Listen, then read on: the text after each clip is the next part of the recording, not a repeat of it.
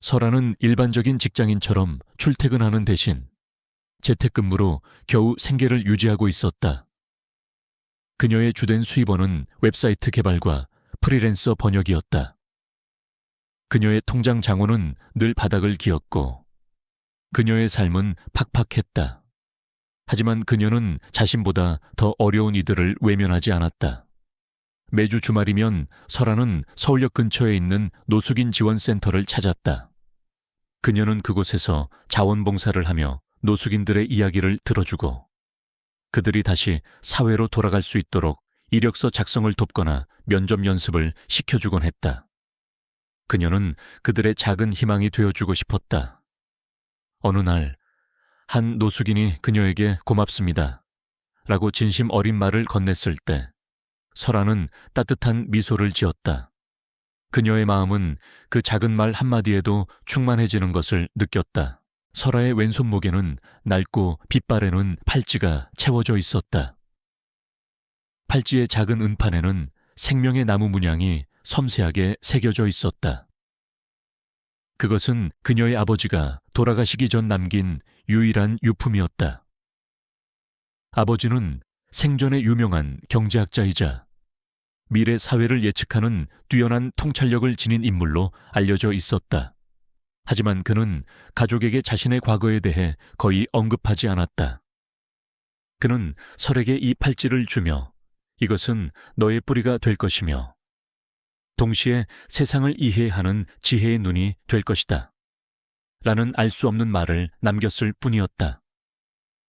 설아는 가끔 팔찌에서 희미한 온기가 느껴지는 것을 알아챘지만 그것은 그저 오래된 금속의 특성이라고 치부했다. 팔찌와 함께 설아의 책상 위에는 낡은 가죽 표지에 작은 수첩이 놓여 있었다. 수첩 안에는 빼곡한 글씨와 복잡한 다이어그램들이 가득했다. 그것은 전 세계 경제시장의 동향 분석, 주가 예측, 그리고 미래 산업 트렌드에 대한 예측들이었다. 마치 전문 금융 분석가가 작성한 듯한 내용이었지만 설아는 이 수첩의 존재를 누구에게도 알리지 않았다. 그녀는 밤늦도록 이 수첩을 들여다보며 자신만의 이론을 정립하곤 했다. 그녀는 자신이 왜 이런 복잡한 경제학에 매료되는지, 그리고 왜 이런 통찰력을 가지게 되었는지 명확히 설명할 수 없었다. 그저 어릴 적 아버지가 그녀에게 미래 사회의 변화에 대한 이야기를 들려주곤 했고, 그녀의 귀에는 그 이야기들이 마법처럼 들렸을 뿐이었다. 아버지는 돌아가시기 전 설에게 나는 과거의 실수를 반복하지 않기 위해 숨어 살았다. 너는 나처럼 되지 마라. 너의 지혜를 세상에 드러내라. 약속해다오. 라는 말을 남겼었다. 설아는 종종 꿈을 꾸었다. 꿈속에서 그녀는 늘 거대하고 화려한 마천루 꼭대기에 서 있었다. 그곳은 마치 세상의 모든 경제 흐름과 정보가 한눈에 보이는 듯한 곳이었다. 그리고 그녀의 귓께는 알 수 없는 목소리가 속삭였다. 책임, 권력, 그리고 너의 선택. 그 목소리는 그녀에게 깊은 사명감을 안겨주었지만 동시에 알 수 없는 불안감을 주기도 했다.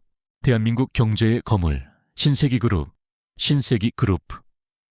은 최근 몇 년간 심각한 경영난에 시달리고 있었다. 회장의 갑작스러운 사망 이후 그룹은 총체적 난국에 빠졌다. 후계 구도는 복잡했고 이사회는 분열되었다. 그룹의 명운이 걸린 중요한 시점에서 새로운 최고 경영자 CEO를 물색한다는 소문이 돌기 시작했다. 어느 날 설아는 한 통의 이메일을 받았다. 발신인은 그녀의 아버지와 친분이 있었던 은퇴한 고위관료 박 회장이었다. 그는 이메일에서 설에게 신세기그룹의 CEO 후보 면접에 참여해달라고 요청했다. 설아는 깜짝 놀랐다. 자신은 평범한 프리랜서에 불과했는데 감히 거대 기업의 CEO 면접이라니. 그녀는 박 회장의 제안이 터무니없다고 생각했지만 이내 마음을 바꿨다. 만약 자신의 능력이 신세기그룹을 구할 수 있다면 수많은 직원들의 삶을 지켜낼 수 있을 것이라는 생각이 들었다. 그녀는 이 기회가 자신의 능력을 세상에 드러내고 아버지의 유언을 지킬 수 있는 유일한 길이라고 생각했다. 설아는 면접 당일 가장 단정하다고 생각하는 옷을 골라 입었다. 회색 블라우스에 검은색 스커트, 그리고 굽 낮은 구두는 그녀의 소박한 삶을 고스란히 보여주었다. 신세기 그룹 본사 건물은 그녀가 꿈에서 봤던 마철루와 놀랍도록 흡사했다. 그녀는 빌딩 로비에 들어서자마자 그녀를 맞이한 안내데스크 직원의 싸늘한 시선에 위축되었다. 어떤 용무로 오셨죠? 직원은 그녀를 위아래로 훑어보며 말했다. CEO 면접 때문에 왔습니다. 이설아입니다. 설아는 조심스럽게 말했다. 직원은 코웃음을 치더니 그녀를 초라한 지원자로 취급하며 기다리게 했다. 그녀는 텅 빈 응접실에 홀로 앉아 몇 시간을 기다렸다. 창밖으로 보이는 도시의 풍경은 시시각각 변해갔지만 그녀의 시간은 멈춘 듯했다. 그녀는 자신을 이렇게 오래 기다리게 한 사람이 누군지 궁금했다. 그것은 신세기 그룹의 핵심 인물이자 모든 지원자들을 면접하는 권한을 가진 김민우 팀장이었다. 그는 젊고 유능했지만 자신의 배경과 지위를 맹신하는 오만하고 편협한 인물이었다. 그는 설아의 초라한 외모를 보자마자 그녀를 무시하기로 작정했다. 저런 사람이 감히 CEO 면접을 보겠다고 회사를 우롱하는군. 몇 시간의 기다림 끝에 김민우 팀장이 나타났다. 그는 설아를 보자마자 비웃음을 흘렸다. 아직도 기다리고 있었습니까? 저는 당신이 진작 포기하고 갔을 줄 알았는데. 이설아 씨, 솔직히 말해서 당신 같은 배경 없는 사람이 이 자리에 앉는다는 건 어불성설입니다. 시간 낭비하지 말고 돌아가십시오. 그의 목소리에는 노골적인 경멸과 조롱이 담겨 있었다. 그는 설아의 인내심을 시험하려 했던 것이다. 설아의 얼굴은 창백해졌지만 그녀는 고개를 저었다. 저는 포기하지 않을 겁니다. 저는 제 능력으로 이 자리에 합당하다는 것을 증명할 겁니다. 그녀의 목에 걸리는 팔찌가 희미하게 따뜻한 온기를 내뿜었다. 아버지의 유언이 귓게 맴도는 듯했다. 너의 지혜를 세상에 드러내라. 김민우 팀장은 설아의 단호한 태도에 더욱 불쾌감을 느꼈다. 좋습니다. 고집을 부린다면 어디 한번 보시죠. 내일 아침 이사회 임원들 앞에서 당신의 능력을 증명하십시오. 그곳에서 당신이 얼마나 형편없는 인재인지 제가 직접 보여주겠습니다. 그의 눈에는 아기가 번뜩였다. 그는 설아를 공개적으로 망신시키겠다고 다짐했다. 설아의 평범했던 일상은 이렇게 잔혹하고도 갑작스럽게 막을 내렸다. 그녀는 이제 더 이상 숨어 지내는 프리랜서가 아니었다. 그녀는 자신을 비웃는 세상을 향해 자신의 능력으로 맞서 싸워야 하는 전사가 되었다. 이 면접은 단순한 기회 싸움이 아니었다. 그것은 그녀의 모든 것을 건 절박한 생존 싸움이자 아버지의 유언을 지키는 길이었다. 그녀는 알지 못했다. 이 싸움이 그녀의 숨겨진 재능을 깨우고 그녀의 삶을 완전히 뒤바꿔 놓을 거대한 운명의 시작이라는 것을. 김민우 팀장의 조롱 섞인 말은 이설아의 심장을 얼어붙게 했다. 그녀는 텅 빈 응접실에 홀로 앉아 몇 시간을 기다렸다. 창밖의 풍경은 해가 지고 밤이 되어 화려한 도시의 불빛으로 변해갔지만 그녀의 마음속은 여전히 잿빛이었다. 내가 왜 이곳에 왔을까? 그저 망신만 당하고 돌아가는 건 아닐까? 불안감과 함께 후회감이 그녀를 덮쳐왔다. 그녀는 자신의 초라한 외모와 배경이 이런 거대 기업의 문턱을 넘을 수 없다는 현실을 다시 한번 깨달았다. 밤늦게 김민우 팀장은 다시 응접실로 돌아왔다. 그의 얼굴에는 피곤함과 함께 비열한 승리감이 어려 있었다. 이설아 씨, 아직도 계셨습니까? 저는 당신이 진작 포기하고 돌아갔을 줄 알았는데. 정말 끈질기시군요. 그의 목소리에는 노골적인 비웃음이 담겨 있었다. 하지만 시간 낭비는 이제 그만하시죠. 당신 같은 분이 우리 신세기 그룹의 CEO 자리에 앉는다는 건 어불성설입니다. 내일 이사회는 단순한 형식일 뿐이니 괜히 오셔서 망신당하지 마십시오. 그의 말은 칼날처럼 설아의 가슴을 찔렀다. 그녀는 자리에서 일어났다. 손에 땀이 났다. 그녀의 눈가에는 뜨거운 눈물이 맺혔지만 그녀는 애써 참았다. 그녀의 뇌리에는 아버지가 돌아가시기 전 남긴 유언이 섬광처럼 스쳐 지나갔다. 너의 지혜를 세상에 드러내라. 약속해다오. 그리고 그녀의 손목에 채워지는 팔찌가 희미하게 따뜻한 온기를 내뿜는 것을 느꼈다. 그것은 마치 아버지의 영혼이 그녀에게 용기를 불어넣어 주는 듯했다. 저는 포기하지 않을 겁니다. 설아는 떨리는 목소리로 단호하게 말했다. 이 기회는 저에게 모든 것입니다. 저는 제 능력으로 제가 이 자리에 합당하다는 것을 증명할 겁니다. 그녀의 눈빛은 흔들리지 않았다. 김민우 팀장은 설아의 단호한 태도에 더욱 불쾌감을 느꼈다. 좋습니다. 그렇게까지 고집을 부린다면 어디 한번 보시죠. 내일 아침 9시 최고층 이사회 회의실로 오십시오. 그곳에서 당신이 얼마나 형편없는 인재인지 제가 직접 보여주겠습니다. 그리고 당신이 얼마나 어리석은 기대를 했는지 깨닫게 해드리죠. 그의 눈에는 아기가 번뜩였다. 그는 설아를 공개적으로 망신시키고 그녀의 꿈을 완전히 짓밟아버리겠다고 다짐했다. 설아는 휘청거리는 발걸음으로 응접실을 나섰다. 밖은 이미 깊은 밤이었고 차가운 바람이 그녀의 몸을 감쌌다.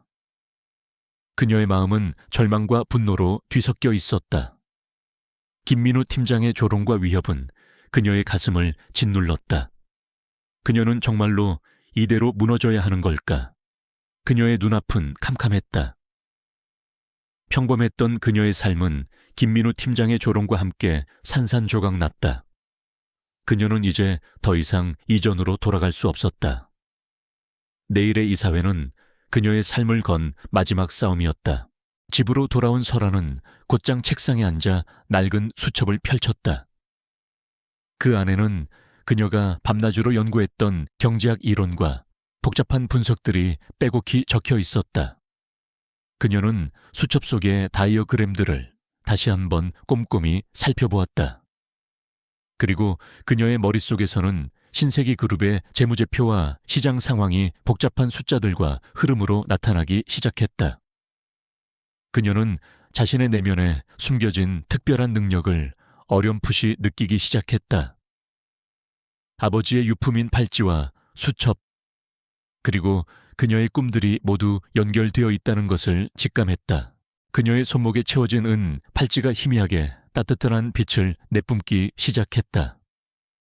팔찌에서 뿜어져 나오는 빛이 수첩을 비추자 그녀의 눈에는 수첩 속에 숨겨진 또 다른 선들과 연결고리들이 보이기 시작했다. 그것은 마치 복잡한 경제 흐름의 영혼을 보는 듯한 느낌이었다. 그녀는 자신의 능력을 활용하여 신세기 그룹이 처한 위기의 본질을 꿰뚫어보고 그 해결책을 더욱 정교하게 다듬어 나갔다. 그녀는 밤늦도록 이사회에서 발표할 내용을 준비했다. 그녀는 신세기 그룹의 모든 문제점을 분석하고 그 해결책을 구체적인 수치와 전략으로 제시했다. 그녀의 손은 쉴 새 없이 움직였지만 그녀는 피곤을 느낄 새도 없었다. 이 이사회는 그녀의 재능을 증명하는 것 이상의 의미였다. 그것은 그녀의 존재 이유를 찾는 과정이었고 아버지의 유언을 지키는 길이었다. 그녀는 더 이상 두려워하지 않았다. 그녀의 마음속에는 오직 진실과 자신이 해야 할 일만이 존재했다. 새벽녘, 설아는 잠시 준비를 멈추고 창밖을 바라보았다. 동이 터오르는 하늘은 잿빛이었지만 그녀의 마음속에는 희미한 희망의 빛이 떠올랐다. 그녀는 알지 못했다. 이 이사회가 그녀의 숨겨진 재능을 깨우고 그녀의 삶을 완전히 뒤바꿔 놓을 거대한 운명의 시작이라는 것을. 그녀는 이제 자신을 비웃는 세상을 향해 자신의 지혜로 정면으로 맞서 싸울 준비가 되어 있었다. 그녀의 두 번째 봄은 이렇게 비장하고도 찬란한 방식으로 시작되고 있었다. 다음 날 아침, 신세기 그룹 본사의 최고층 이사회 회의실은 숨막히는 긴장감으로 가득했다. 거대한 원형 테이블 주위로 그룹의 핵심 임원들과 주요 주주들이 앉아 있었다. 그들의 얼굴에는 불안감, 냉정함, 그리고 팽팽한 신경전이 뒤섞여 있었다. 회의실 중앙에 설치된 대형 스크린에는 신세기 그룹의 급락하는 주가 그래프와 함께 심각한 재무 위기를 알리는 경고 문구들이 번개처럼 번쩍이고 있었다. 민주는 고은정 여사의 옆자리에 앉아 있었다. 낡은 블라우스에 스커트 차림의 설아는 화려하고 권위적인 회의실 분위기와는 전혀 어울리지 않았다. 그녀가 들어서자마자 회의실 안은 술렁거렸다. 임원들은 서로에게 귓속말을 주고받으며 설아를 경멸하듯이 바라보았다. 저게 누군가 고은정 여사가 도대체 누굴 데려온 거지? 하여 차림새 좀 보게. 저런 사람이 우리 그룹의 CEO 면접을 보러 왔단 말인가. 그들의 조롱 섞인 시선과 비웃음은 설아의 가슴을 찔렀지만 그녀는 애써 침착함을 유지했다. 특히 재무본부장 김민우 팀장은 가장 노골적으로 설아를 비웃었다. 그는 젊고 유능했지만 자신의 배경과 지위를 맹신하는 오만함과 재력 없는 사람들에 대한 편견으로 가득 찬 인물이었다. 그는 설아를 위아래로 훑어보더니 비웃듯이 말했다. 고은정 여사님, 지금 농담하시는 겁니까? 이런 중요한 자리에 저런 분을 데려오다니요. 여기가 동네 사랑방이라도 되는 줄 아십니까? 그의 목소리는 회의실 전체에 울려 퍼졌다.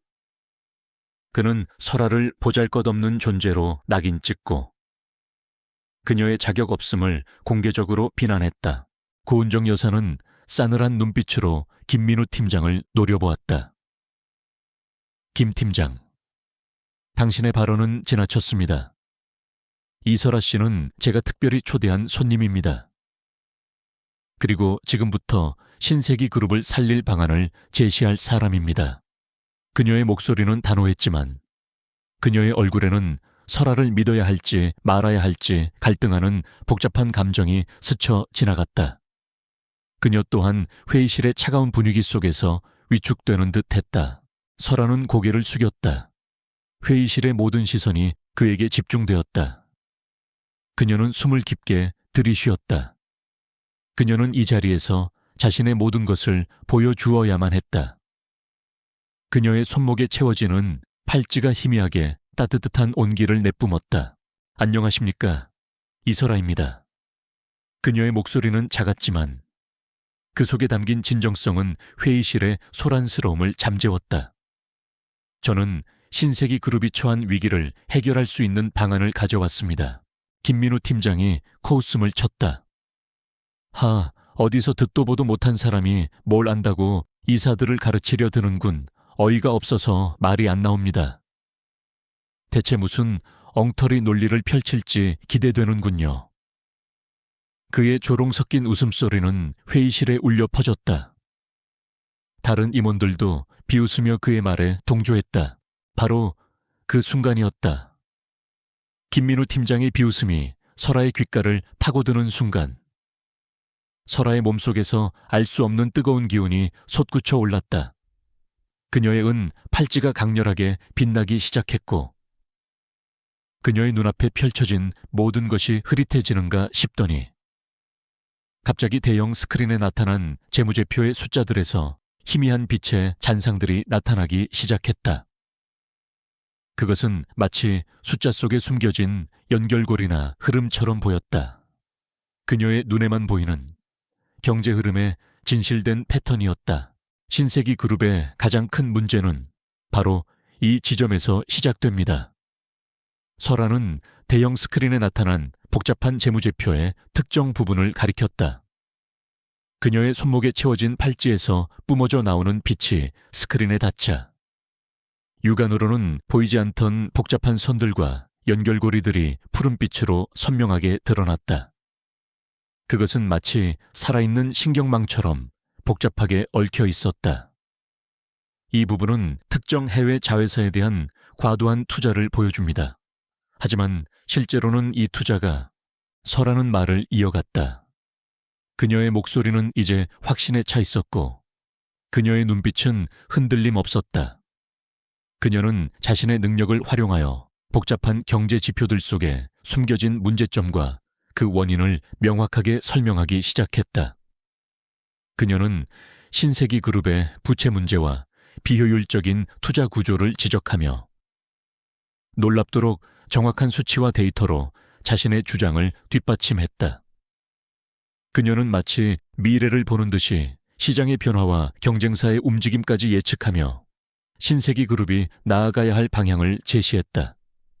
그녀의 설명은 전문 경제학자의 강연보다 훨씬 명확하고 설득력이 있었다. 그녀는 그룹이 잃어버린 글로벌 시장 예측 전략, 즉 시장의 흐름을 읽고 선제적으로 대응하는 능력이 부족했다고 지적하며 자신의 수첩에 적힌 투자 모델을 화면에 띄웠다. 회의실안은 경악에 휩싸였다. 임원들은 서로의 얼굴을 바라보며 당황했다. 김민우 팀장의 얼굴은 사색이 되었다. 그는 설화의 분석이 자신의 분석보다 훨씬 정확하고 깊이 있다는 것을 깨달았다. 설화가 제시한 투자 모델은 그가 평생 연구해도 얻지 못할 통찰력을 담고 있었다. 김민우 팀장은 설화의 소박한 옷차림과 그녀의 초라한 외모를 다시 한번 보았다. 이 사람이 정말 평범한 프리랜서라고 말도 안 돼. 그의 마음속에는 오만함보다 더 깊은 혼란과 경외감이 피어났다. 고은정 여사 역시 놀라움을 금치 못했다. 그녀는 설화의 설명을 들으면서 자신의 머릿속에서 모든 퍼즐 조각이 맞춰지는 것을 느꼈다.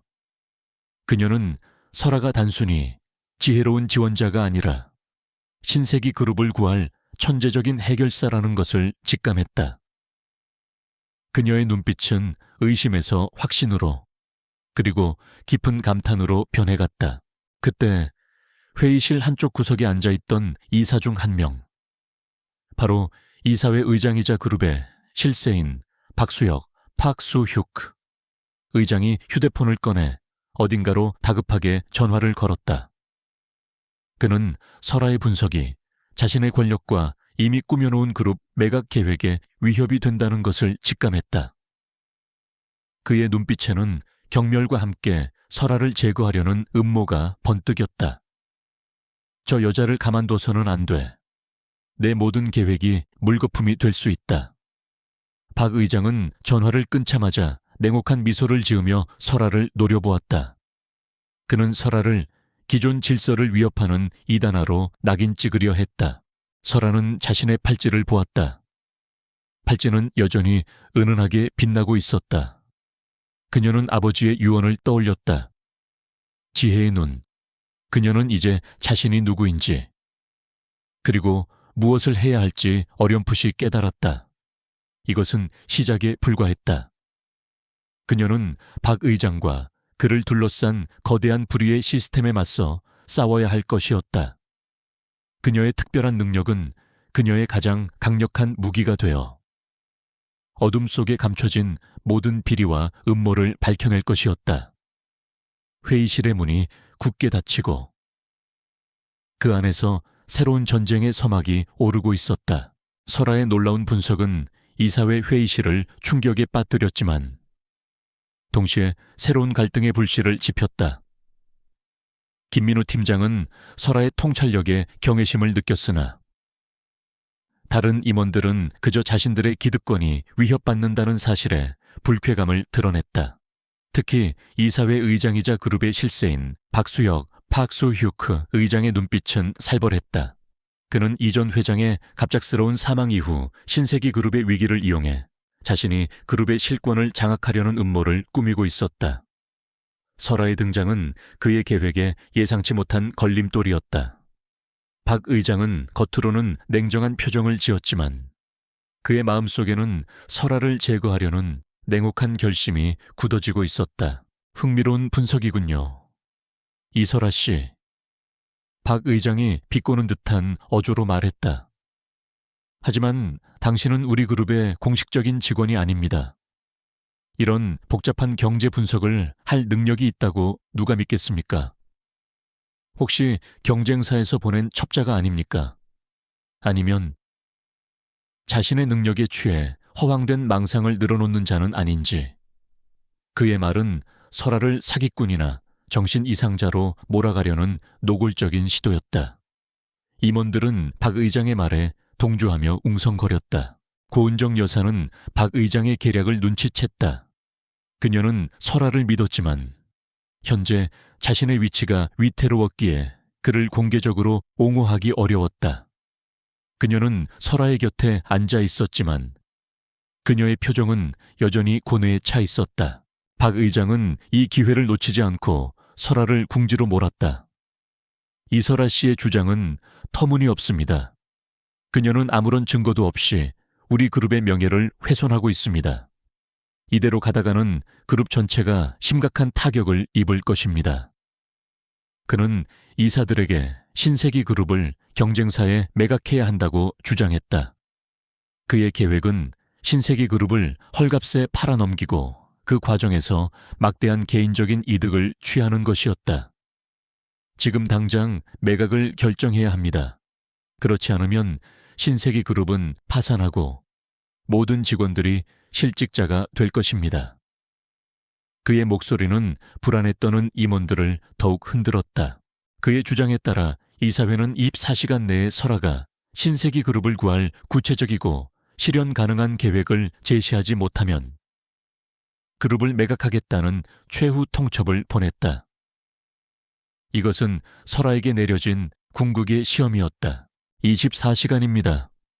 이설아 씨, 24시간 안에 이 모든 임원들과 투자자들을 납득시킬 만한 완벽한 계획을 가져오지 못한다면 당신의 모든 주장은 허황된 망상으로 간주될 것이며 신세기 그룹은 당신의 손에 의해 파산할 것입니다.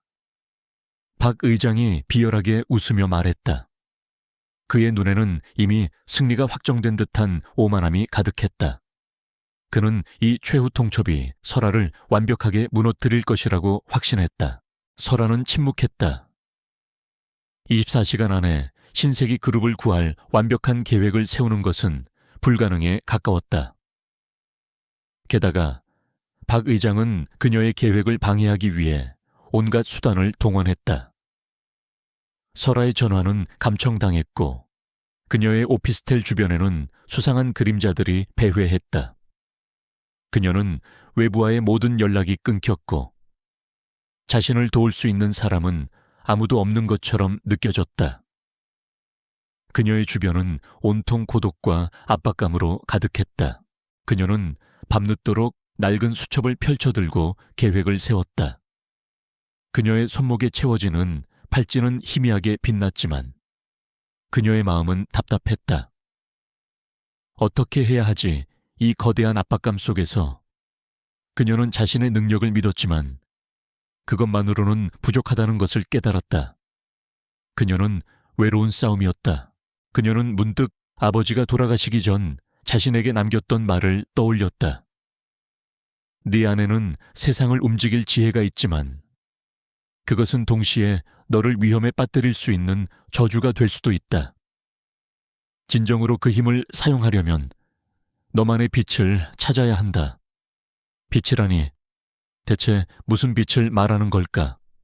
설아는 혼란스러웠다. 설아는 지친 몸을 이끌고 오피스텔을 나섰다. 새벽 공기는 차가웠고 도시의 불빛은 여전히 밝았다. 그녀는 익숙하게 빌딩 숲 사이를 걷다. 문득 발걸음을 멈췄다. 그녀가 평소 눈여겨보던 증권가의 거대한 LED 전광판에 실시간으로 주식 시세와 경제 뉴스가 스쳐 지나갔다. 전광판 속의 복잡한 차트와 숫자들은 그녀의 눈에 또렷하게 보였다. 그녀의 은 팔찌가 강렬하게 빛나기 시작했고, 팔찌에서 뿜어져 나오는 빛이 전광판의 숫자들을 비추자 그녀의 눈에는 숫자들 사이에 숨겨진 미세한 오류와 왜곡이 보였다. 그것은 박 의장이 신세기 그룹의 재무 상태를 조작하여 매각을 정당화하려 한 흔적이었다. 그녀의 능력은 단순한 분석을 넘어 시각적으로 거짓을 드러낼 수 있는 경지에 이르고 있었다. 설아는 그제야 빛의 의미를 깨달았다. 그녀의 팔찌에서 나오는 빛은 단순히 보이지 않는 것을 보이게 하는 것을 넘어 진실을 투영하는 빛다리였다. 그녀는 그 빛을 통해 박 의장의 모든 음모를 폭로할 수 있을 것이라고 직감했다. 하지만 이 사실을 어떻게 사람들에게 보여줄 수 있을까? 파손된 서류나 조작된 전산망이 아닌 눈앞에 펼쳐지는 시각적인 증거가 필요했다. 그녀는 다시 수첩을 펼쳤다. 그녀의 손은 빠르게 움직였다. 그녀는 박 의장이 의도적으로 숨긴 비자금 흐름과 경쟁사와의 불법적인 계약에 대한 단서들을 시각화할 방법을 고민했다. 그녀의 머릿속에서는 복잡한 경제 모델과 자신의 특별한 능력이 결합되어 새로운 아이디어가 떠올랐다. 그녀는 빌딩의 모든 전산 시스템을 활용하여 자신의 분석을 현실에 투영할 수 있을 것이라고 생각했다. 이사회 회의실에 대형 스크린, 그리고 빌딩의 모든 전광판까지도 그녀의 무기가 될 수 있었다. 시간은 계속해서 흘러갔다. 밤은 깊어졌고 설아는 잠시도 눈을 붙이지 않았다. 그녀는 이사회 회의실로 향했다. 그곳은 그녀의 운명을 결정지을 최후의 전장이 될 것이었다. 그녀는 이제 혼자가 아니었다. 아버지의 유언, 고은정 여사의 희미한 신뢰, 그리고 그 안에 잠재된 특별한 능력이 그녀를 지탱하고 있었다. 새벽녘, 설아는 소박한 옷차림으로 대회의실 문을 열고 들어섰다. 회의실 안에는 이미 박 의장과 다른 임원들, 그리고 고은정 여사가 앉아 있었다. 그들의 눈빛은 설아를 향해 있었다. 박 의장의 눈에는 승리감과 함께 조롱이 담겨 있었다. 고은정 여사의 눈빛에는 불안감과 희미한 기대가 교차했다. 설아의 얼굴은 피곤했지만 그녀의 눈빛은 그 어느 때보다 강렬했다. 그녀는 이 자리에서 자신의 모든 것을 걸고 싸워야 했다. 그녀는 이사회와 세상의 모든 편견 앞에서 진실의 빛을 밝혀내야만 했다. 시간은 빠르게 흘러가고 있었다. 신세기 그룹 대회의실. 긴장감이 칼날처럼 날카로웠다. 박수혁 의장은 비열한 미소를 지으며 시계탑의 시침이 전고를 가리키는 것을 확인했다. 이설아 씨, 이제 시간이 얼마 남지 않았습니다. 구체적이고 실현 가능한 계획을 제시하지 못한다면 저는 신세기 그룹의 매각을 결정할 수밖에 없습니다. 그의 목소리에는 승리감과 함께 조롱이 가득했다. 다른 임원들도 설아를 의심스러운 눈초리로 바라보았다. 고은정 여사는 불안한 표정으로 설아를 응시했다. 숨막히는 순간 설아는 천천히 자리에서 일어섰다. 그녀의 얼굴은 피곤했지만 눈빛은 그 어느 때보다 강렬하게 빛나고 있었다.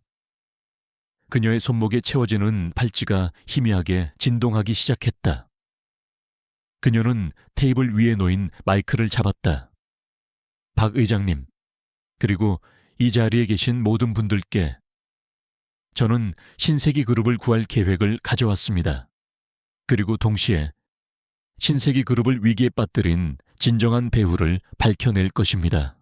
박 의장이 코웃음을 쳤다. 여전히 허황된 망상만 늘어놓는군. 증거 없는 주장은 아무 의미가 없습니다. 당장 앉으시오. 증거는 제 눈에 보입니다. 그리고 이제 여러분의 눈에도 보일 것입니다. 설아는 단호하게 외쳤다. 그녀는 자신의 손목에 채워지는 팔찌를 높이 들었다. 팔찌에서 뿜어져 나오는 강렬한 푸른빛이 회의실 중앙에 설치된 대형 스크린을 향했다. 찌지직하는 소리와 함께 스크린에서 미세한 스파크가 튀었다. 그리고 거짓말처럼 스크린 위에 복잡한 데이터와 재무제표가 3D 홀로그램처럼 떠오르기 시작했다. 그것은 단순한 데이터가 아니었다.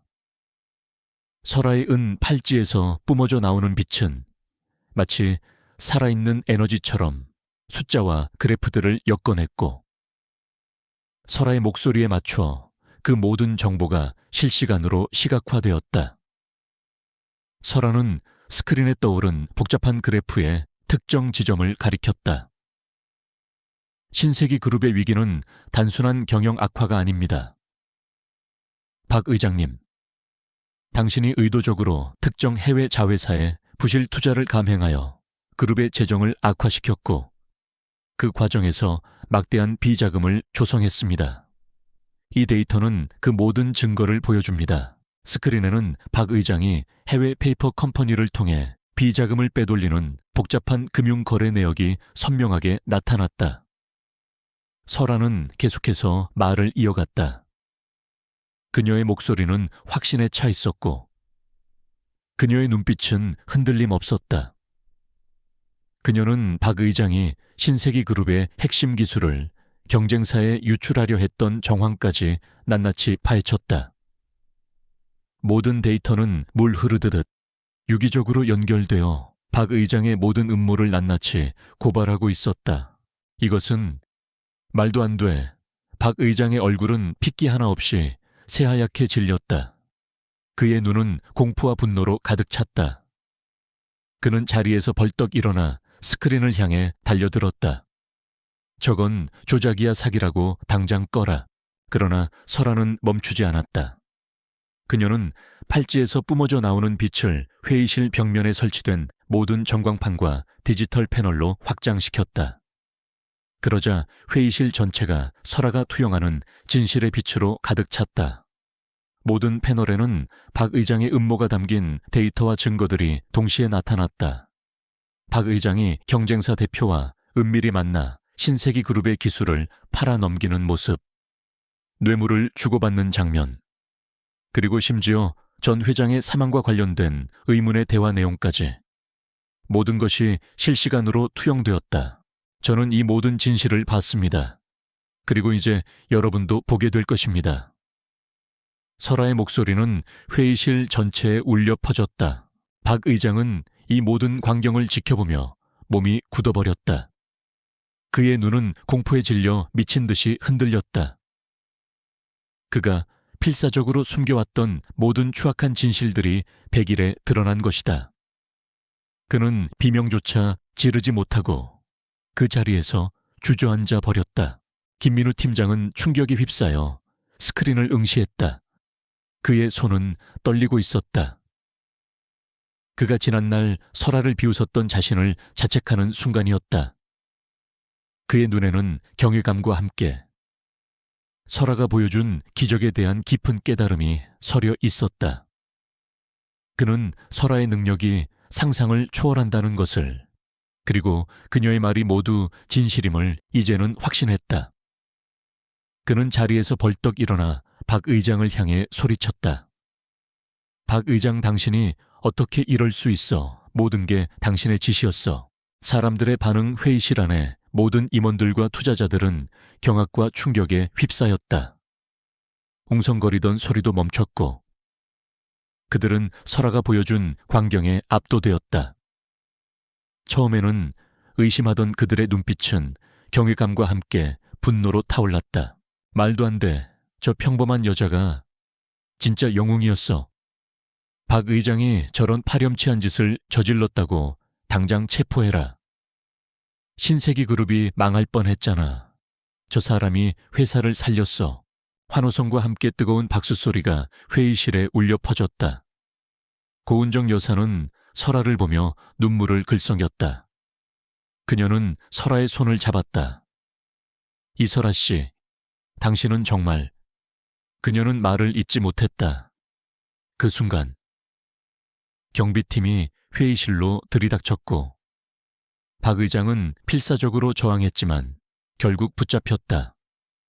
그의 비명소리가 회의실에 메아리 쳤다. 그의 탐욕과 거짓은 결국 그 자신을 집어삼켰다. 설아는 스크린을 보았다. 모든 진실이 명확하게 드러나 있었다. 그녀는 해냈다. 자신을 비웃던 모든 이들 앞에서 그녀는 자신의 능력으로 자신을 증명했다. 그녀는 신세기 그룹을 파산의 위기에서 구해냈고 수많은 직원들의 일자리를 지켜냈다. 그녀의 승리는 단순한 한 여자의 성공을 넘어섰다. 그것은 진실과 지혜가 불의와 탐욕을 압도했음을 보여주는 역사적인 순간이었다. 그녀의 눈에 비친 빛은 이제 혼란 속에서 길을 잃은 모든 이들에게 희망의 등대가 될 것이었다. 신세기 그룹 대회의실에서의 드라마틱한 반전 이후 이설아의 삶은 경랑의 소용돌이에서 벗어나 새로운 평온을 찾았다. 박수혁 의장은 횡령, 바임, 기업 기밀 유출 등 수많은 혐의로 즉시 체포되어 법의 심판을 받게 되었다. 그를 비호하던 내부 세력들 또한 그의 몰락과 함께 자취를 감추었다. 그의 탐욕과 권모술수는 결국 그 자신을 나락으로 떨어뜨렸다. 김민우 팀장은 설에게 진심으로 고개 숙여 사과했다. 이설아 씨, 제가 얼마나 오만하고 어리석었는지 깨달았습니다. 당신은 저에게 단순한 경제 지식을 넘어 진정한 리더십과 지혜가 무엇인지 가르쳐 주었습니다. 저는 지난날의 저의 행동을 깊이 반성합니다. 그의 목소리에는 후회와 함께 설아를 향한 깊은 존경심이 담겨 있었다. 김민우는 더 이상 자신의 성공과 지위만을 좇는 사람이 아니었다. 그는 설아의 가장 든든한 조력자가 되어 신세기 그룹의 재건을 위해 헌신적으로 일하기 시작했다. 그는 설에게 저를 당신의 첫 번째 제자로 받아주십시오 라고 간곡히 청했다. 고은정 여사는 설아에게 그룹의 CEO 자리를 제안했다. 이설아 씨, 당신은 신세기 그룹을 위기에서 구해냈습니다. 당신의 통찰력과 능력이 이 회사에 절실히 필요합니다. 이제 당신이 신세기 그룹의 새로운 미래를 이끌어 주십시오. 그녀의 제안은 단순한 감사의 표시가 아니었다. 그녀는 설아의 진정한 가치를 알아보았고 그에게 그룹의 운명을 맡길 수 있다고 확신했다. 설아는 처음에는 망설였다. 평범한 프리랜서로 살아온 자신이 거대 기업의 CEO가 된다는 것은 상상조차 해본 적 없는 일이었다. 하지만 그녀는 신세기 그룹의 수많은 직원들, 그리고 그녀의 작은 도움을 필요로 하는 사람들을 떠올렸다. 그녀는 이 모든 것을 이겨내고 자신의 잠재력을 세상에 드러낼 때가 왔음을 직감했다. 고은정 여사님, 영광입니다. 저에게 이 기회를 주신다면 신세기 그룹을 세상에 긍정적인 영향을 미치는 기업으로 만들겠습니다. 그녀의 목소리에는 단호한 결의가 담겨 있었다. 이설아는 신세기 그룹의 새로운 CEO가 되었다. 그녀의 취임은 언론에 대서특필되었고 무명의 프리랜서에서 CEO로라는 제목으로 그녀의 이야기는 순식간에 전 국민의 입에 오르내렸다. 그녀의 이야기는 사람들에게 희망과 용기를 주었다. 그녀는 취임 후 가장 먼저 비효율적인 조직 구조를 개편하고 투명한 경영 시스템을 구축했다. 그녀는 자신의 능력, 즉 경제 흐름과 숫자의 진실을 읽어내는 능력을 활용하여 그룹의 모든 재무 상태를 투명하게 공개하고 비효율적인 자회사들을 정리하며 새로운 성장 동력을 찾아냈다. 그녀의 지휘 아래 신세기 그룹은 빠르게 안정을 되찾고 다시 한번 도약하기 시작했다. 설아는 자신의 사무실에서 창밖을 바라보았다. 그녀는 여전히 낡은 블라우스에 스커트를 입던 시절의 자신을 잊지 않았다. 그녀의 책상 위에는 늘 은 팔찌가 놓여 있었다. 그녀는 팔찌를 집어들고 가만히 어루만졌다. 팔찌에서 뿜어져 나오는 희미한 온기는 그녀의 아버지의 존재를 느끼게 했다. 아버지, 제가 해냈습니다. 아버지께서 주신 지혜로 많은 사람들을 도울 수 있게 되었습니다. 어느 날 저녁, 설아는 고은정 여사와 함께 간단한 저녁 식사를 했다. 그들은 이제 사업적인 동료를 넘어 서로를 깊이 존중하는 친구가 되어 있었다. 이설아 씨, 당신은 저에게 많은 것을 가르쳐 주었습니다. 저는 한때 성공과 명예만을 좇았지만 당신을 통해 진정한 가치와 삶의 의미를 찾았습니다. 고은정 여사가 진심 어린 목소리로 말했다. 설아는 미소 지었다. 여사님도 저에게 많은 것을 가르쳐 주셨습니다. 저의 능력을 믿어주시고 저에게 이 기회를 주셨으니까요. 저는 혼자서는 아무것도 할 수 없었습니다. 그들은 조용히 서로의 존재에서 위안과 힘을 얻었다. 설아는 이제 더 이상 숨어 지내는 프리랜서가 아니었다. 그녀는 자신의 지혜와 능력을 통해 세상을 이롭게 하는 리더가 되었다. 그녀의 마음속에는 비로소 진정한 평온이 찾아왔다. 그것은 과거의 무지하고 불안했던 평온과는 달랐다. 모든 역경과 편견을 이겨내고 자신의 정체성을 온전히 받아들이며 그 힘을 선한 목적을 위해 사용할 수 있게 된 진정한 평화였다. 그녀의 삶의 두 번째 봄은 이렇게 찬란하게 만개하고 있었다. 5년 후, 이설아는 더 이상 무명의 프리랜서 출신 CEO라는 꼬리표에 갇히지 않았다. 그녀는 이제 전 세계가 주목하는 비즈니스 리더이자 지혜로운 혁신가로 우뚝 섰다. 신세기 그룹은 그녀의 지휘 아래 세계 굴지의 기술 기업으로 성장했으며 특히 인공지능과 지속 가능한 에너지 분야에서 독보적인 기술력을 선보였다. 그녀의 리더십은 단순히 이윤 추구에만 있지 않았다. 그녀는 기업의 사회적 책임을 강조하며 모든 투자와 결정에 인간 중심의 가치를 최우선으로 두었다. 그녀는 기술이 인류의 삶을 더욱 풍요롭게 만들어야 한다고 믿었다. 설아는 자신의 성공을 개인적인 영광으로만 여기지 않았다. 그녀는 자신과 같은 어려움을 겪는 이들을 위해 생명의 나무 재단을 설립했다. 이 재단은 그녀의 아버지가 남긴 팔찌에 생명의 나무 문양에서 이름을 따온 것으로 학비 때문에 꿈을 포기해야 하는 젊은 인재들에게 장학금을 지원하고 스타트업 기업들이 사회적 가치를 창출하며 성장할 수 있도록 투자했다. 그녀는 매년 국내외 유수 대학에서 초청 강연을 했다. 강단에 선 그녀는 자신의 경험을 바탕으로 진정한 지혜는 숫자가 아닌 사람의 마음을 읽는 데서 시작된다고 역설하며 젊은 인재들에게 영감을 주었다. 그녀의 강연은 수많은 학생들에게 꿈과 용기를 불어넣었다. 설아의 아버지가 남긴 낡은 은 팔찌는 이제 더 이상 그녀의 손목에 숨겨진 비밀이 아니었다. 그것은 그녀의 사무실 책상 위 가장 잘 보이는 곳에 놓여 있었다. 그녀는 매일 아침 팔찌를 집어들고 잠시 명상하듯 눈을 감았다. 그녀에게 팔찌는 아버지의 가르침과 자신의 초심을 잊지 않게 하는 소중한 존재였다. 그녀의 곁에는 이제 김민우 팀장이 든든한 조력자로 자리매김했다. 김민우는 설아의 가장 충실한 오른팔이 되어 그녀의 비전을 실현하는 데 모든 역량을 쏟아부었다. 그들은 단순한 상사와 부하 직원이 아닌 서로에게 깊은 신뢰와 존경을 가진 비즈니스 파트너이자 형제 같은 존재가 되었다. 어느 맑은 가을날, 설아는 특별한 자리에 참석하기 위해 신세기 그룹 본사 건물로 향했다. 그녀가 한때 몇 시간을 기다렸던 응접실은 이제 이설아 라운지로 이름이 바뀌어 방문객들에게 편안한 휴식 공간을 제공하고 있었다. 건물 로비는 예전과는 확연히 달라져 있었다.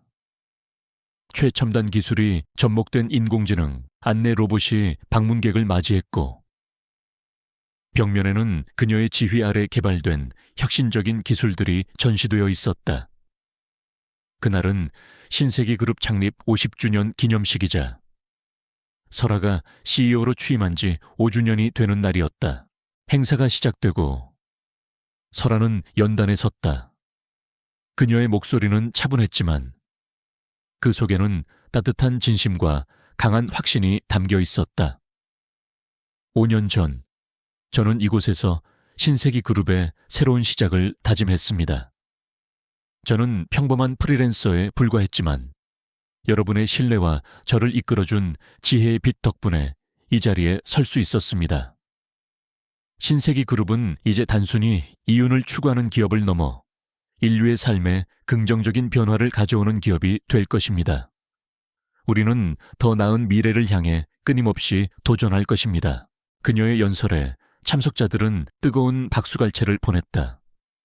전 세계에서 모인 기업 관계자, 투자자, 그리고 신세기 그룹 직원들의 얼굴에는 감동과 함께 미래에 대한 기대감이 가득했다. 설아는 연설을 마치고 단상에서 내려와 자신을 향해 환하게 미소 짓는 고은정 여사와 김민우 팀장에게 고개 숙여 인사했다. 그녀는 또한 기념식에 초대된 그녀가 과거에 도움을 주었던 노숙인 지원센터의 사람들에게도 따뜻한 미소를 건넸다. 마지막 이미지해 진력. 설아는 신세기 그룹 본사 최고층 집무실에 커다란 창가에 홀로 서 있었다. 창밖으로는 서울의 밤하늘을 수놓은 수많은 불빛들이 반짝이고 있었다. 그녀는 자신의 손목에 채워지는 팔찌를 조용히 바라보았다. 팔찌에 새겨진 생명의 나무 문양은 달빛을 받아 더욱 영롱하게 빛났다. 그녀는 희미하게 미소 지었다.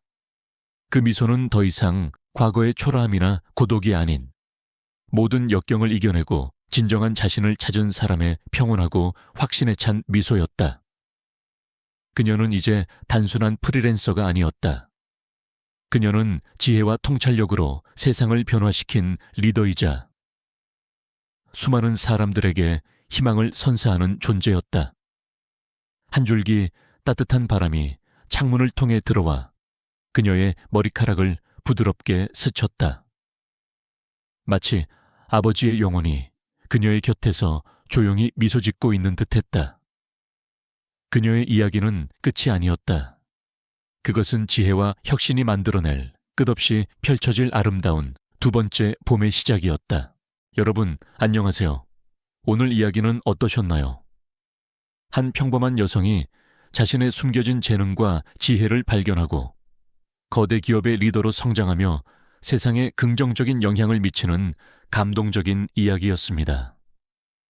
때로는 우리가 마주하는 시련이 우리 안에 잠재된 가장 큰 힘을 깨우는 촉매가 될 수 있다는 것을 이설아의 이야기가 잘 보여주었죠. 이 이야기가 여러분의 마음에 깊은 울림을 주었다면 좋아요를 눌러주시고 댓글로 감상을 남겨주세요. 이설아 CEO에게 어떤 응원의 메시지를 보내고 싶으신가요?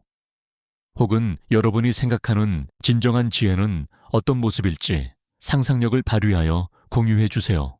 그리고 이런 감동적인 이야기가 더 많은 사람들에게 전달될 수 있도록 구독과 알림 설정 잊지 마세요. 다음번에는 또 어떤 흥미진진한 이야기로 여러분을 찾아올지 기대해 주세요. 그럼 다음 영상에서 만나요. 안녕. 어둠이 짙게 깔린 서울의 번화가. 강남. 수많은 빌딩들이 뿜어내는 현란한 불빛 아래 낡고 초라한 오피스텔 한 칸에 이설아 리설아는 홀로 앉아 있었다. 그녀는 30살의 젊은 나이였지만 겉모습은 화려함과는 거리가 멀었다. 검은색 면티에 닳고 다른 청바지 그리고 얇은 니트 가디건이 그녀의 전부였다. 그녀의 얼굴에는 미소 대신 고요함이 감돌았고 깊은 눈빛 속에는 세상의 복잡함을 꿰뚫어 보는 듯한 날카로움과 함께 설명할 수 없는 깊은 외로움이 깃들어 있었다. 컵에 담긴 차가운 커피만이 그녀의 유일한 동반자였다. 시계 초침 소리만이 째깍거렸고 그녀의 얕은 숨소리가 그 고요함을 채웠다. 그녀는 창밖으로 보이는 도시의 불빛을 응시하며 자신 또한 저 빛의 일부가 될 수 있을까 생각하곤 했다.